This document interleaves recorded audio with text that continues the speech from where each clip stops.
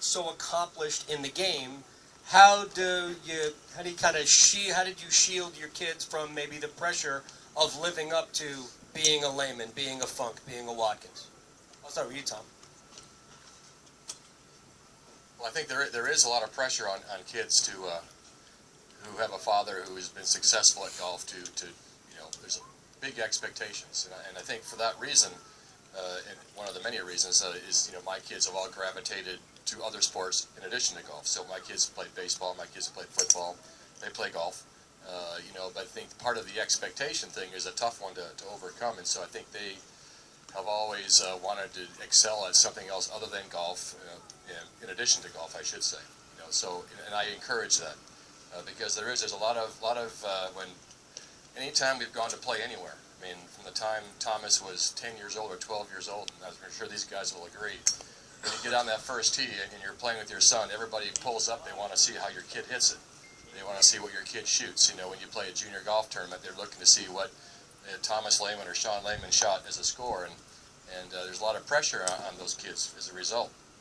And so I think it's you have to, I think, find a way to let the kids release the results and just focus on the hard work and the preparation and it's a hard thing to do. Fred? Well, I think the pressure on the kids is extreme when they have dads or moms that are successful in whatever tours they might be on. But my son was a little different as far as the way he was raised, because he was raised on the road. He was homeschooled all the way through.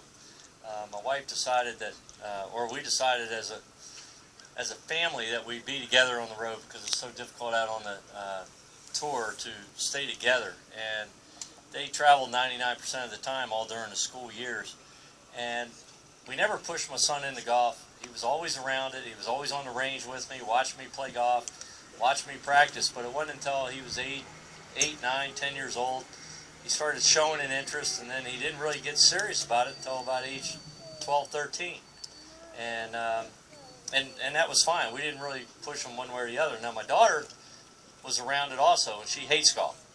And she does not even want to be anywhere near golf. And she's totally different. She's real creative, artsy, and not athletic, really. And my son decided this is what I want to do, and he's really focused in on it and trying to make a career out of it at this point. When he gets out of college, that's what he wants to do. So it was nothing that we pushed him into, but yet the natural tendency to want to play well because you are kind of lit up a little bit. Your name is lit up a little bit if you're a Watkins or a Lehman or any of the kids. And there's quite a few kids out there you can name just real quick, but probably the most successful son is Billy Haas, Jay Haas's son. Won the FedEx Cup. Phenomenal. Can you think of one? Craig Stadler's son has had quite a bit of success out there, and Bob Tway's son is out there now. Olin Brown's son is trying, and Gunnar Wiebe, Mark Wiebe's son is out there, and a couple others. I'm sure there's some other ones I'm trying to just forgetting. Daniel Summerhays. Daniel Summerhays, and had some success as well. Yep. So there's some guys pursuing it. It's just not easy, and the odds are against you. But go ahead, Manny. That's kind of mine. Well, as you can hear, these two are different. Mine were different. I really started my boys, they were 5 years apart. One of them played other sports, and he played other sports early on. And then when he got to be about 9 or 10, they said, "Dad, why can't we play more golf?" And they wanted to play more golf. I mean, honestly, I wanted to play baseball. I love baseball, and I was looking for somebody to play catch with more often. I wanted to start playing more baseball, and that wasn't going to happen. So they wanted to play more golf, and it didn't seem who they were intimidated them at all about playing.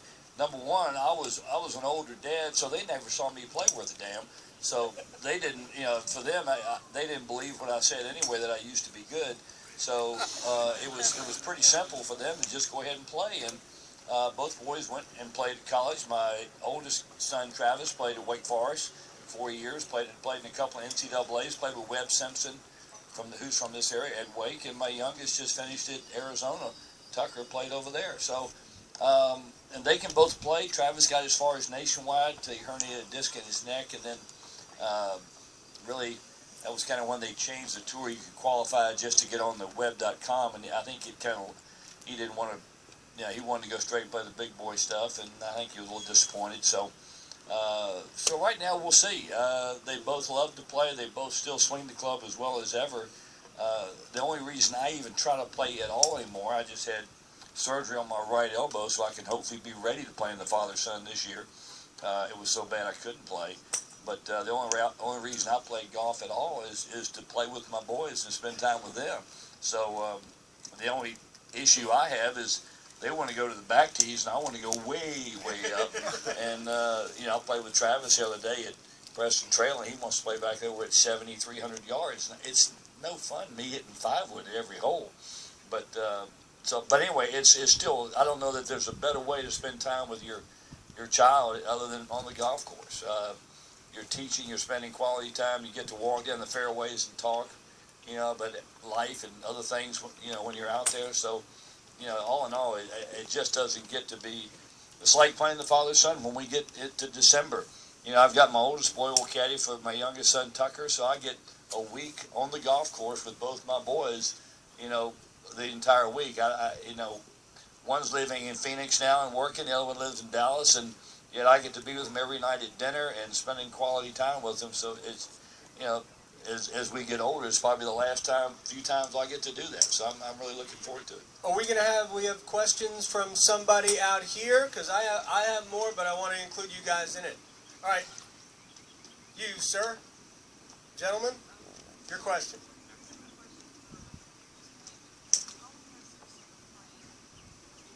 Question was, how long has Tom's son been playing? How long has my boys been playing? So I have two boys. One has just turned 21. The other one is 13.